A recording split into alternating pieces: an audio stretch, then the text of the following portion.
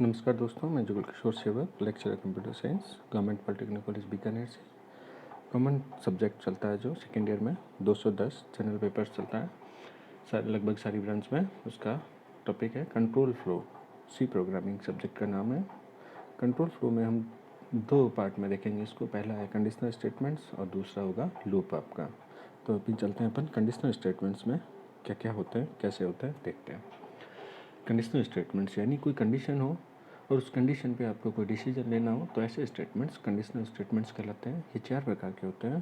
पहला if else, simple if else बोलते हैं इसको, जनरली इफ बोलते हैं। दूसरा नेस्टेड इफ एल्स, तीसरा इफ एल्स लेडर, चौथा स्विच केस।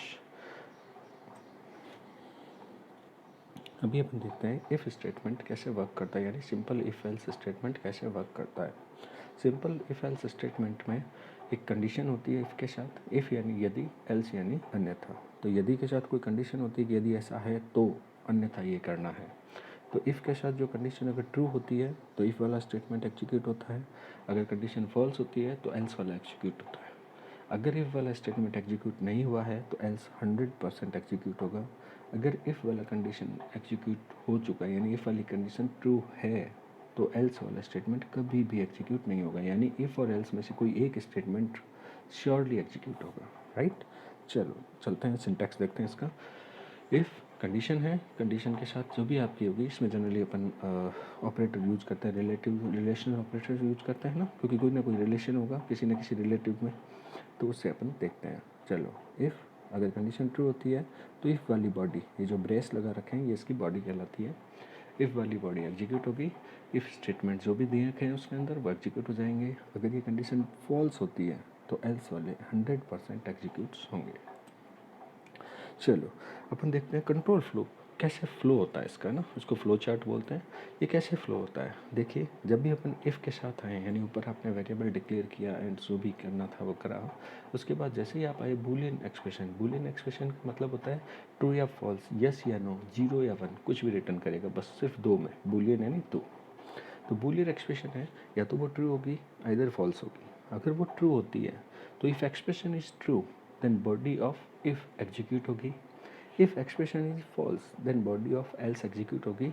और उसके बाद जो भी इफ़ के बाद जो स्टेटमेंट्स दे रखे हैं वो एग्जीक्यूट होंगे। ये बिल्कुल अच्छे से समझाया हुआ प्रोग्राम है। एक एग्जांपल देखते हैं इसका। इस एग्जांपल में लिखा है मैंने ये जो भी प्रोग्राम बनाने का तरीका है, ठीक है, वो मैं पहले एक लेक्चर में बता चुका हूँ। तो अभी अपन देखते हैं कि एग्जांपल कैसे वर्क करता है। मैंने हेडर फाइल्स लिया है, वॉइड मेन लिया है, मैंने इंट ए को 10 दिया है, बी को 20 दिया है, दो वेरिएबल लिए हैं मैंने इंटीजर टाइप के। मैंने कंपेयर किया है कि if A is equals to B, अगर ए बी के इक्वल है क्या, ये चेक करना है। अगर है तो इफ़ वाला पार्ट एग्जीक्यूट होगा, अगर नहीं है तो एल्स वाला पार्ट एग्जीक्यूट होगा। जैसा कि यहाँ दिख रहा है आपको कि ए की वैल्यू तो 10 है और बी की वैल्यू 20 है, तो ये इक्वल नहीं है, तो आपका आउटपुट क्या आएगा, A is not equal to B, यानी एल्स वाला पार्ट एग्जीक्यूट होगा। राइट, नेक्स्ट चलते हैं नेस्टेड इफ एल्स में। नेस्टेड इफ एल्स स्टेटमेंट का मतलब होता है एक इफ़ स्टेटमेंट के अंदर दूसरा इफ़ स्टेटमेंट। जब बाहर वाला इफ़ स्टेटमेंट ट्रू होगा तो ही अंदर वाले स्टेटमेंट्स पे अपन कंट्रोल जाएगा। अगर बाहर वाला इफ़ फॉल्स होगा तो बाहर वाले के एल्स पार्ट पे जाएगा। हो सकता है उसके अंदर फिर से कोई कंडीशंस दे रखी हो, जैसे कि एग्जांपल में मैंने जो सिंटैक्स लिखा है इसमें दे रखा है कि इफ़ कंडीशन, इस कंडीशन को अगर ट्रू होने पे इफ़ वाले पार्ट में अंदर जाएंगे। अंदर जाने के बाद अपने को फिर से दिख रहा है कि एक और कंडीशन दे रखी है। अगर ये इफ़ वाली अंदर वाली कंडीशन ट्रू होती है तो स्टेटमेंट फर्स्ट वन एग्जीक्यूट हो जाएगा। अगर ये कंडीशन फॉल्स होती है तो एल्स वाला स्टेटमेंट 2 एग्जीक्यूट हो जाएगा। अगर इफ़ की कंडीशन फॉल्स होती है तो एल्स वाले पार्ट में जाएंगे, बाहर वाले इफ़ की, है ना, तो बाहर वाले एल्स में जाएंगे। ये वर्क वैसे ही करेगा, बस अंदर अगर और इफ़ एल्स है तो वो भी वैसे ही वर्क करेंगे। इफ़ कंडीशन ट्रू होती है तो इफ़ वाले पार्ट में, इफ़ की कंडीशन फॉल्स होती है तो एल्स वाले पार्ट में, और रेस्पेक्टिव देखना पड़ेगा। अंदर वाले इफ़ का है तो अंदर वाले एल्स में जाएगा, बाहर वाले इफ़ का है तो बाहर वाले एल्स में जाएगा। अब एल्स में देखते हैं अपन इफ़ कंडीशन, एल्स के अंदर फिर से इफ़ कंडीशन, अगर ये कंडीशन ट्रू होती है तो इफ़ एल्स के अंदर जो इफ़ है वो एग्जीक्यूट होगा। अगर ये कंडीशन फॉल्स होती है तो एल्स के अंदर जो एल्स है वो एग्जीक्यूट होगा। चलो इसका फ्लो चार्ट देख लेते हैं। इसके फ्लो चार्ट से ज़्यादा क्लियर हो जाएगा। बूलियन एक्सप्रेशन, इफ़ हमेशा ही बूलियन एक्सप्रेशन पे काम करेगा।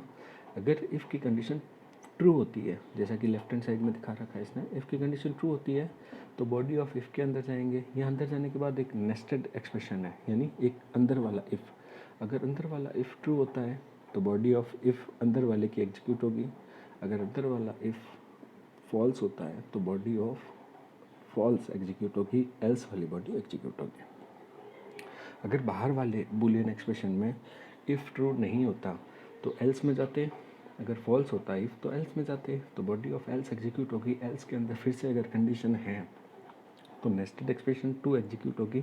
उसमें अगर ट्रू है तो उसकी इफ़ बॉडी एग्जीक्यूट होगी, उसके अंदर अगर फॉल्स है तो उसकी एल्स बॉडी एग्जीक्यूट होगी, और उसके बाद जो भी स्टेटमेंट नेक्स्ट है वो चलता रहेगा। एग्जाम्पल देखते हैं। मैंने लिया है इंट A 10, B 20 और C 15। मैंने 3 नंबर के बीच में कंपेयर किया है। If A is greater than B, जैसा कि आप देख रहे हैं A 10 है और B 20 है, तो A B से बड़ा हुआ नहीं, तो ये कंडीशन फॉल्स होगी। तो इस बाहर वाले इफ़ के सीधे एल्स पार्ट में जाएंगे अपन। एल्स पार्ट में गए, मैंने अंदर चेक किया है इफ़ B यानी कि 20 इज़ ग्रेटर देन C यानी 15, 20 is greater than 15, yes, if वाला पार्ट एग्जीक्यूट होगा, प्रिंट करेगा B, यानी B सबसे बड़ा नंबर है इसमें, राइट। अगर इन नंबर्स को चेंज करेंगे, अलग अलग तरीके से रखेंगे, तो आप इसको एग्जीक्यूट करेंगे तो अलग अलग स्टेटमेंट एग्जीक्यूट होंगे, राइट। नेक्स्ट चलते हैं इफ़ एल्स लेडर स्टेटमेंट पे।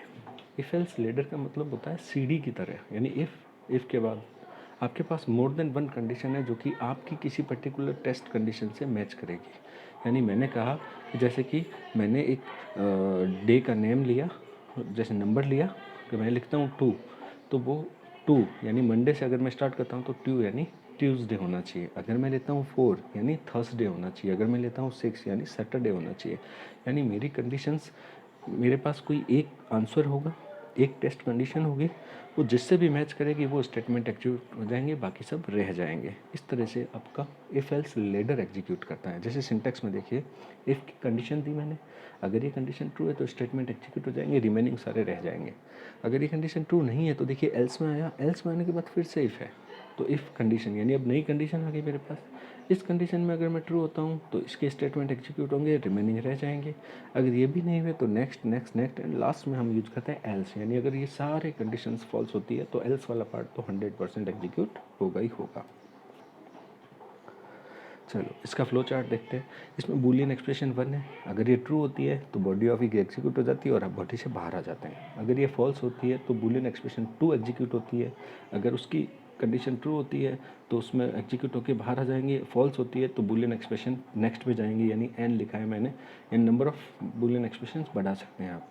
इस तरह से जो भी एग्जीक्यूट होना है वो होने के बाद आप बाहर आ जाएंगे। अगर सारी कंडीशंस फॉल्स होती है तो ये बॉडी ऑफ एल्स एग्जीक्यूट होगी और आप इफ लेटर से बाहर आ जाएंगे। एग्जांपल देखते हैं।